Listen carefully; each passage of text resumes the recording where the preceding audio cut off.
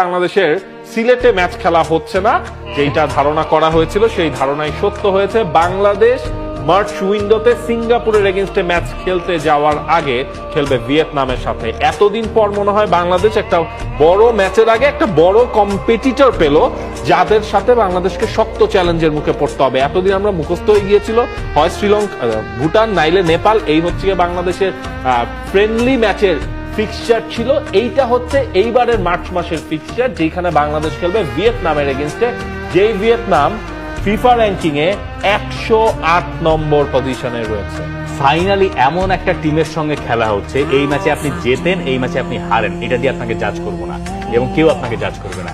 বরং এই রকম ম্যাচই বাংলাদেশের আরো বেশি খেলা দরকার। সিঙ্গাপুরের মুখোমুখি হওয়ার আগে একটা প্রপার প্রতিপক্ষ বাংলাদেশ ফাইনালি খুঁজে পেয়েছে।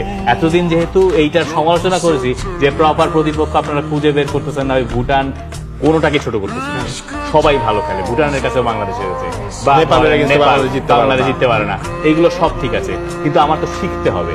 আমি একটা পর্যায়ে যাওয়ার পরে আমাকে শক্ত প্রতিপক্ষের সঙ্গে না খেললে, সারা জীবন যদি আপনি আপনার ছোট ভাইয়ের সাথে খেলে যান, ছোট বোনের সাথে খেলে যান, আপনি তো ওই ম্যাচ জিতবেনই যদি সে খুব বেশি ট্যালেন্টেড না হয়। এইখানে আমার কাছে মনে হয় যে হামজা চৌধুরীরা ম্যাচ প্রিপারেশনের জন্য একটা পারফেক্ট অপোনেন্ট চুজ করেছে, মানে বাংলাদেশ ফুটবল ফেডারেশন এইখানে তাদের ওই ক্রেডিটটুকু পাবে যে ভিয়েতনামকে তারা রাজি করাতে পেরেছে। এবং যেহেতু বাংলাদেশ সিঙ্গাপুরের সঙ্গে অ্যাওয়ে ম্যাচই খেলবে, তার আগে ভিয়েতনামে গিয়ে খেলে আসছে তারা। এইটাও আমার কাছে মনে হয় ভালো সিদ্ধান্ত, রাদার দেন বাংলাদেশে একটা ম্যাচ খেলার চেয়ে।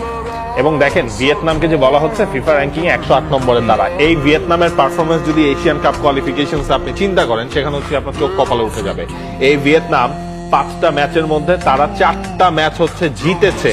ভিয়েতনামের একটা মাত্র ম্যাচেই বাকি, সেটা হচ্ছে মালয়েশিয়ার সাথে। মালয়েশিয়া সেই টেবিলের টপার, কিন্তু ভিয়েতনাম হচ্ছে আপনার ওই যে একটা ম্যাচ আপনার মালয়েশিয়ার কাছে তারা ওই যে সেকেন্ড ম্যাচটা হারলো, সেইটার কারণে তারা কিন্তু এশিয়ান কাপে কোয়ালিফাই করার রেসে এক প্রকার অসম্ভব। এখন তাদের কাছে একটাই রাস্তা, যদি তারা আপনার মালয়েশিয়াকে 8 গোলের ব্যবধানে যদি হারাতে পারে, যদি 9 গোলের ব্যবধানে হারাতে পারে, এছাড়া কিন্তু তাদের ডিরেক্ট কোয়ালিফাই করার কোনো রাস্তা নাই।